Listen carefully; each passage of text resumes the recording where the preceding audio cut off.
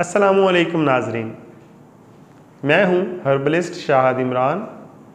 हाज़िर हैं आपकी खिदमत में एक नए नुस्खे के साथ। आज का हमारा नुस्खा पुरानी खांसी के बारे में है।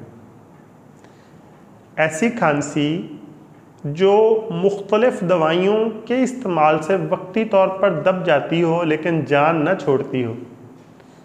मरीज़ का खांस के बुरा हाल हो, या ऐसी खांसी जो सिगरेट पीने वालों को मुस्तकिल तंग करती हो, या ऐसी खांसी जो थोड़ी ठंड लगने से, थोड़ी हवा लगने से, थोड़ी मौसम की तब्दीली से बार बार आ जाती हो और जान ना छोड़ती हो।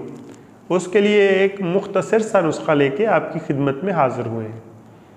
तो नुस्खा नोट फरमा लीजिए। नुस्खे के कुल 3 अज्जा हैं: हल्दी, सूंठ और खसखस।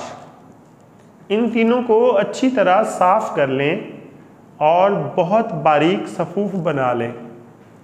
हल्दी, सूंठ और खसखस, इस सफ़ूफ की 1 चम्मच खाने के 1 घंटा बाद सुबह और खाने के 1 घंटा बाद शाम नीम गर्म पानी या नीम गर्म दूध के साथ इस्तेमाल करें।